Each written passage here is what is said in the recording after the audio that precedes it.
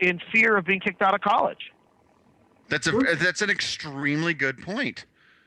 And so this way, it gives an option to have that school accept the formerly, I guess, self-identifying males that happen to like softball and comfortable shoes.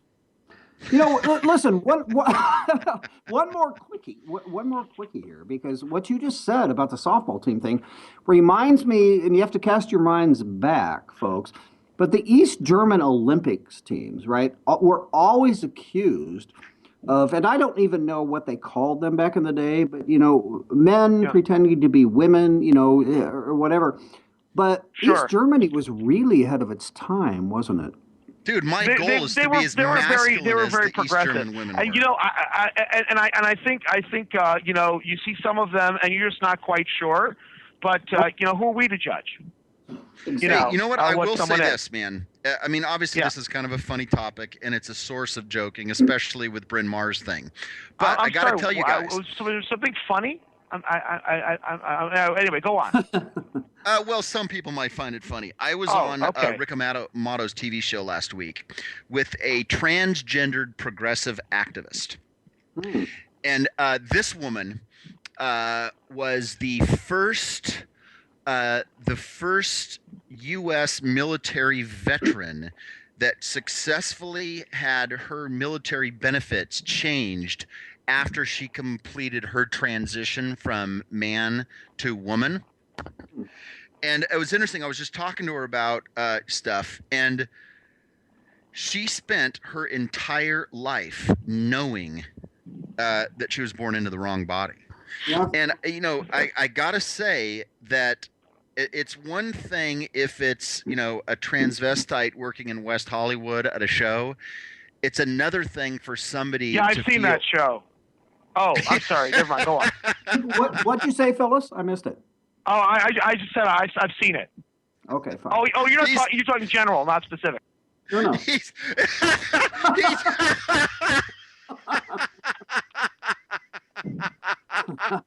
Okay. All right, that is the funniest thing of the week so far.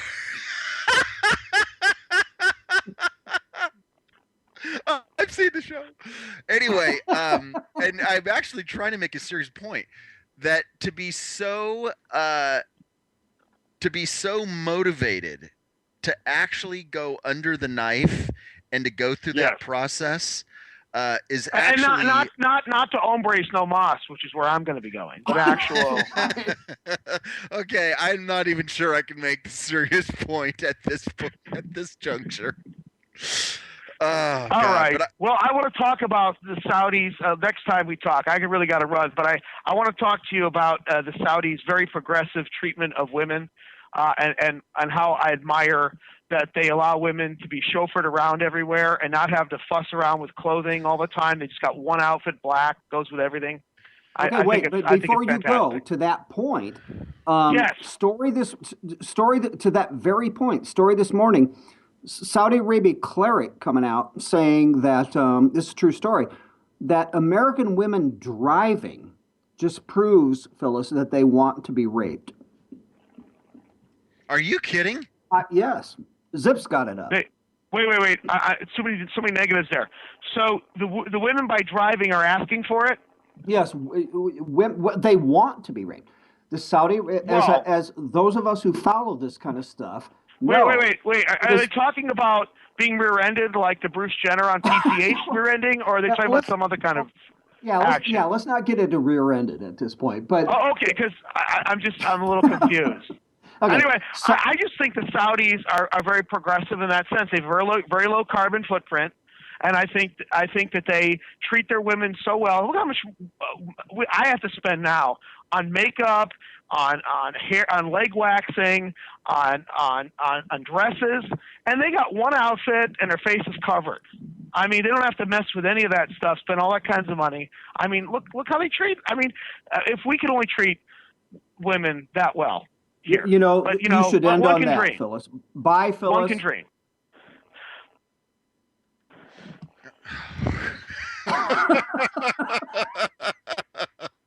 Dude, that totally killed me. It's not like we're talking about a transvestite show in West Hollywood. I've seen that show. Phyllis is a piece of work. We love You Phyllis. know what's really odd about it though, Mike? I gotta say, you know what her Twitter handle is? No. GOP evangelist. Wow. Yeah, Phyllis is bucking the trend there. Yeah, it does not make. Maybe it's just a satire or It something. may be, or Phyllis, upon complete transition, if you will, may need sensitivity training if she does not change that handle. Mm-hmm. Okay, so let me give you a quick update of all the things that Dan Fitzgerald had to say. Yeah. Okay, early on talking about TV, he said that he's late to the party, but he's binging on Dexter, which is another TV show. Yeah. Complimented the point that you made about Ann Curry, talking about the wacko people that the president is going to try to get a third term. He said he's trying to parse all of those types of folks from his follower list. I agree totally.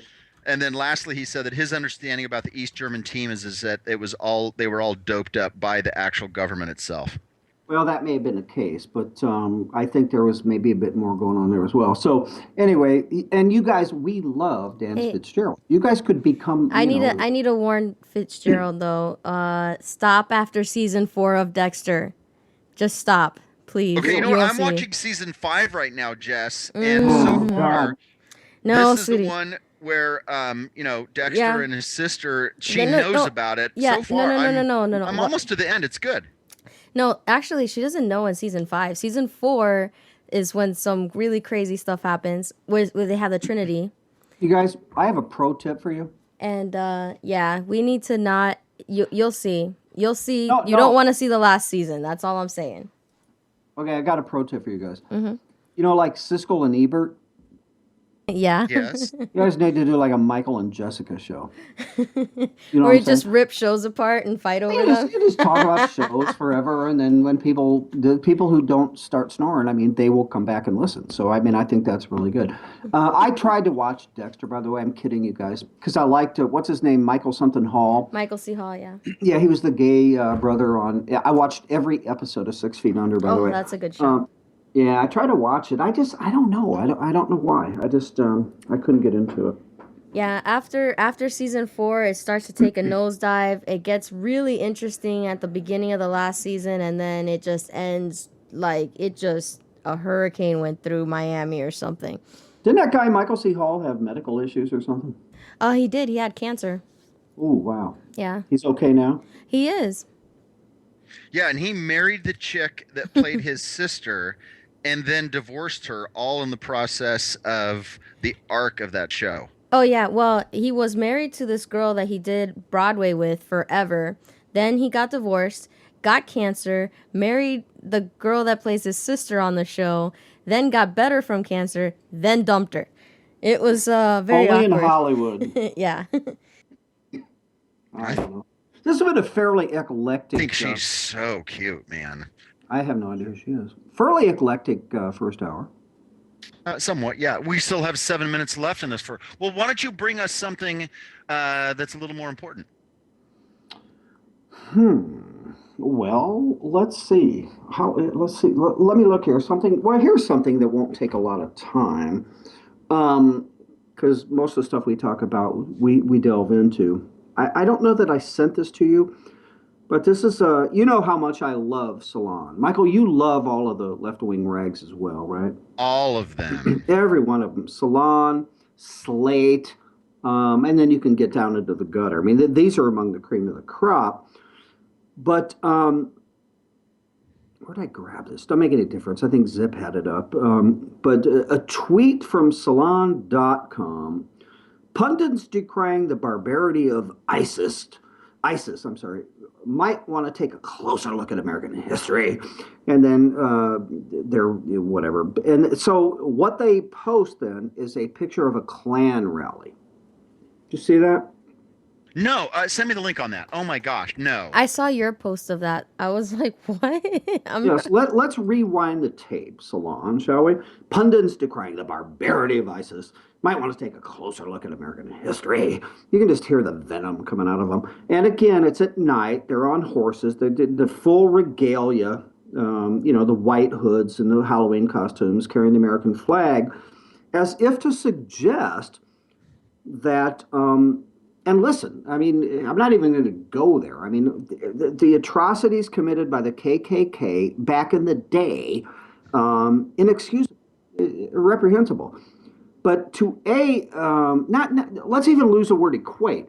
To conflate that with with what's going on with ISIS right now, to excuse and not excuse, is just unbelievable to me, you guys. Yeah, I'm looking at that. They're not exactly the same thing. Not exactly. I mean, and again, what they did, back when they were them, if you will, the lynchings and the burnings of the crosses, we're not going there. That was reprehensible, but that is over. Okay, but this tweet is hilarious on two levels. First of all, equating to any events in the past. I mean, we've talked about this in the past. The KKK, the Crusades, anything to what is going on right now is a false argument. And I'm sorry. And I told this mutual friend of ours, Michael, and I couldn't mention his name because he's polluting. Yeah, he's polluting a thread or two today on my Facebook page. But every time this happens from these people, from the left, whether they intended to be so or not, it is as an apologist for what ISIS is doing, is it not?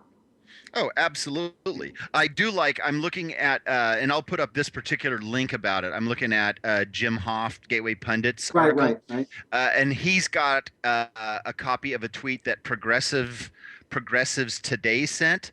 It's actually beautiful when one lefty group criticizes another lefty group, because their tweet, Progressives Today's tweet, was when Salon reminds Americans they are no better than ISIS, obviously being a little sarcastic and mocking of Salon's approach.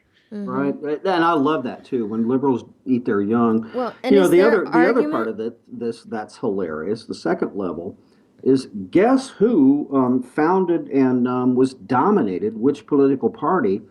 The KKK founded and dominated. Jessica, you know where I'm going. It was the Democrat Party. And I don't mean Democratic. It was the Democrat Party, not evil conservatives. Right. And that's what Hoff points out as well. And it's just their argument is totally kindergarten. Okay, it all applies to two wrongs don't make a right. Or is that your argument right now? We're having. Well, it's apples to oranges. I mean, well, yeah, but I mean, you go back to the Crusades. I've said this a couple times on the show. Mike, are you getting on your high horse? Yes, and I'm going to be on it for less than a minute. But everything about the Crusades that we read today, the evil Christians marching in, and look at the history. Look at what happened.